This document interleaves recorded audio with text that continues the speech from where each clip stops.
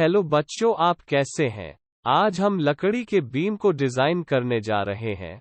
लकड़ी के बीम को डिजाइन करते समय एक बात जिसका आपको ध्यान देना चाहिए। आमतौर पर लकड़ी की बीम बेंडिंग स्ट्रेस के लिए डिजाइन करते हैं और 2 कंडीशन सैटिस्फाइड होना चाहिए। 1. Check for shear. Actual shear stress permissible shear stress से कम होना चाहिए तो चेक सैटिस्फाइड होता है। 2. Check for deflection. Actual deflection permissible deflection से कम होना चाहिए तो चेक सैटिस्फाइड होता है। यदि बीम 300 मिलीमीटर से अधिक डेप्थ में है तो उन्हें फॉर्म फैक्टर के लिए जांचना होगा। तो चलो बच्चों, इसे और अधिक डेप्थ में स्टडी करते हैं, एक बीम डिजाइन करते हैं। उसके बाद आपका सारा कंफ्यूजन दूर होगा। Problem 1. A room of size 10.0 meters by 4.0 meters with 230 thick walls on all 4 sides is to be provided with a concrete slab 110 millimeters thick to be supported on timber joists 3 in number, 2.5 meters center to center, along the shorter span. The concrete slab is to be finished with 25 mm thick tiles laid on 25 mm thick CM screed and is part of a commercial building. Design the timber joists assuming that the wood is teak wood. तो बच्चों, example में क्या दिया है वो देखते हैं। Room का साइज दिया है 10 metre by 4 metre. 230 mm thick walls दिया है। Concrete slab thick 110 mm दिया है। Timber joists 3 in number दिया है। और 2.5 meters center to center timber joist spacing दिया है। Timber joists along the shorter span दिया है। Flow finish load निकालने के लिए 25 mm thickness of tiles और 25 mm thickness screed दिया है। बच्चों, स्क्रीड का मतलब स्टाइल बिठाने से पहले 6 मिलीमीटर थिकनेस सॉइल पार्टिकल का लेयर देते हैं। उस लेयर को स्क्रीड बोलते हैं और उसके ऊपर स्टाइल बिठाते हैं। कमर्शियल टाइप ऑफ बिल्डिंग दिया है। टाइप ऑफ बिल्डिंग से हम लाइव लोड लेते हैं। हमें पता है टाइप ऑफ बिल्डिंग चेंज होता है तो लाइव लोड भी चेंज होता है। और लास्ट में टाइप ऑफ वुड जो कि टीक वुड दिया है।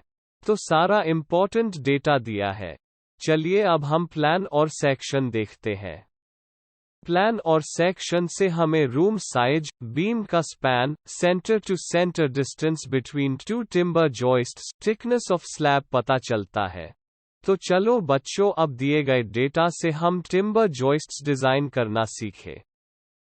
Step 1. Load calculations. Live load निकालने के लिए हमें लोडेड लेंथ पता होना जरूरी है। लोडेड लेंथ निकलने का सबसे आसान तरीका है जो बीम हम डिजाइन करने जा रहे हैं, अगर उसके राइट एंड लेफ्ट दोनों साइड में स्लैब है तो loaded length equals half of right side span जोड़ half of left side span. अगर राइट और लेफ्ट किसी एक ही साइड में स्लैब है तो हमारा loaded length equals half of slab side span. हमारे केस में बीम के राइट और लेफ्ट साइड दोनों साइड स्लैब है तो लोडेड लेंथ इक्वल्स 2.5, 2 जोड़ 2.5, 2 इक्वल्स 2.5 मीटर्स लोडेड स्पैन आएगा। कमर्शियल बिल्डिंग के लिए 4 नॉट्स लाइव लोड है, so just multiply loaded length bye live load. 1. Live load 2.5 meters times 4 kilonewtons per square meter equals 10.00 kilonewtons per meter. Slab load निकालने के लिए loaded length multiply by thickness of slab multiply by unit weight of concrete जो कि हम 25 consider करते हैं। 2. Slab load 2.5 meters by 0.11 meters by 25 kilonewtons per cubic meter equals 6.87 kilonewtons per meter.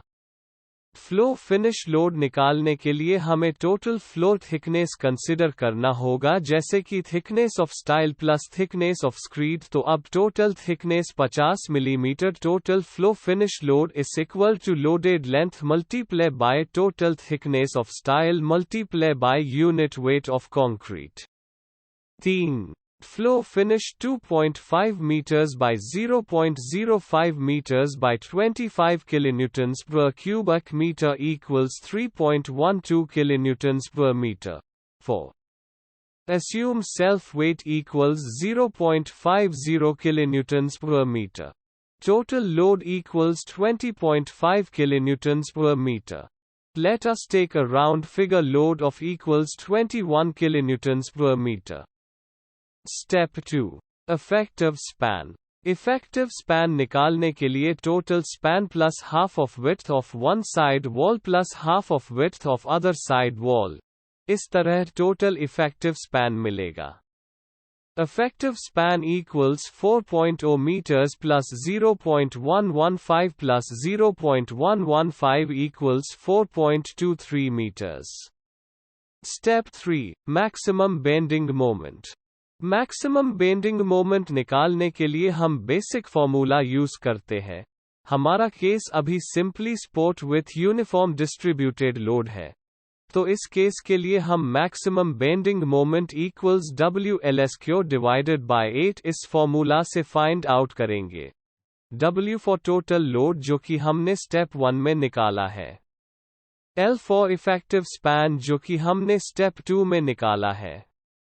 Maximum bending moment equals 21 by 4.23 square divided by 8 equals 46.96 kNm equals 46.96 x 10 to the power of 6 Newton arm.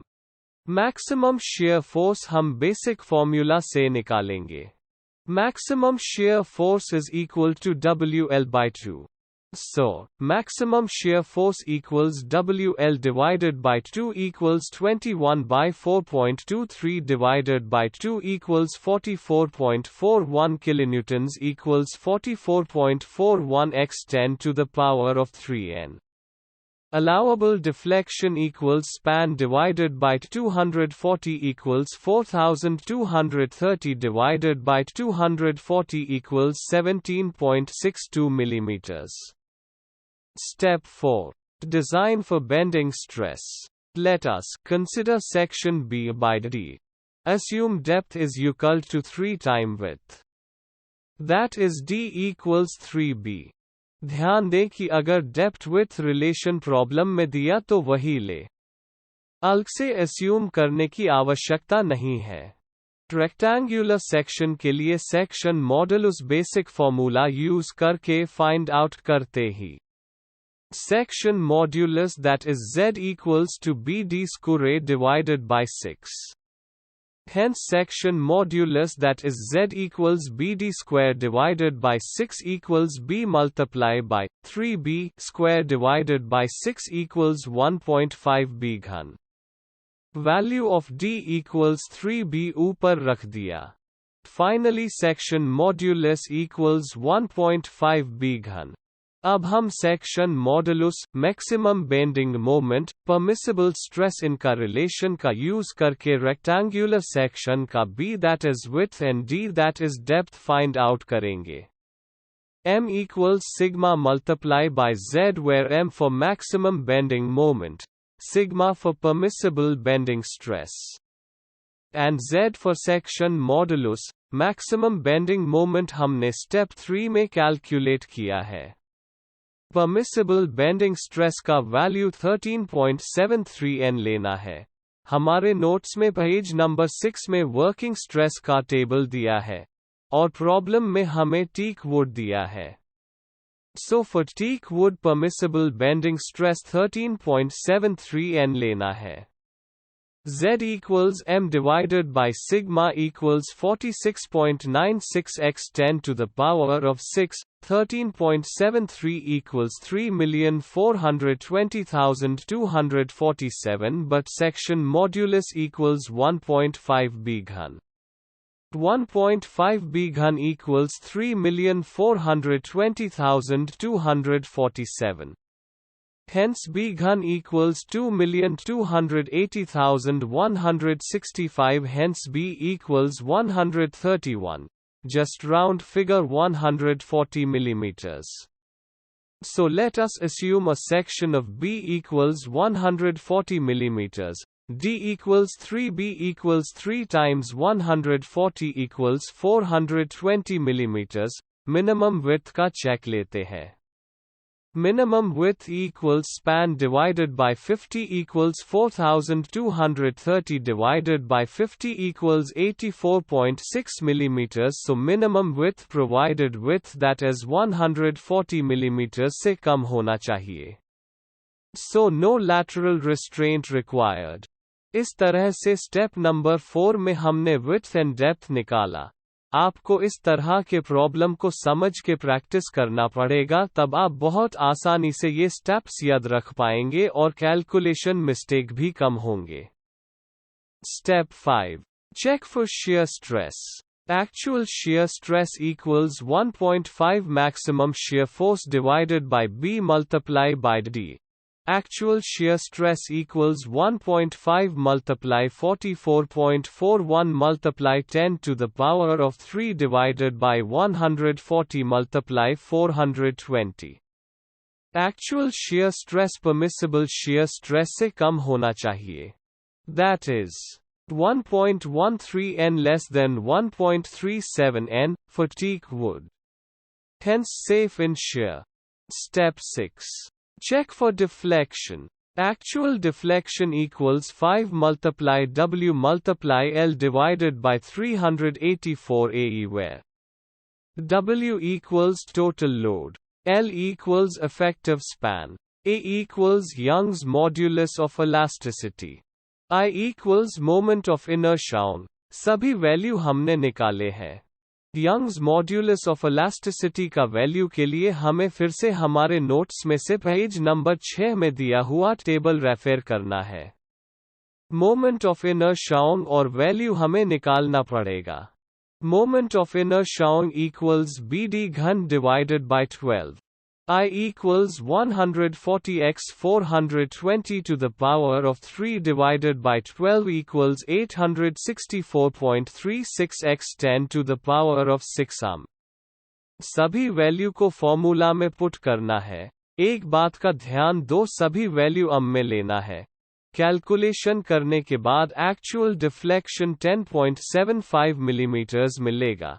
Actual deflection permissible deflection से कम होना चाहिए तो हमारा check safe आएगा. Form factor की जांच करें क्योंकि गहराई 300 मिलीमीटर से अधिक है. Step 7. Check for form factor. Form factor निकालने के लिए आगे फॉर्मूला दिया है. उसमें D का वैल्यू मतलब डेप्थ ऑफ बीम लेना है, जो कि D इस इक्वल 420 मिलीमीटर है. फॉर्म फैक्टर कंसिडर करके हमें फिर से बेंडिंग मोमेंट निकालना पड़ेगा. आया हुआ bending moment maximum bending moment से कम होना चाहिए तो चेक सेफ आएगा. Hence the section is safe in bending. Beam 300 millimetre से अधिक गहरा होने पर भी. देखा बच्चों कितना आसान है टिम्बर बीम डिजाइन करना. मैं आशा करता हूँ कि आपको प्रॉब्लम समझ में आया होगा. आपको प्रैक्टिस करना होगा. इस तरह की और भी प्रॉब्लम हमारे नोट्स में दिए हैं, वो आपको सॉल्व करने पड़ेंगे.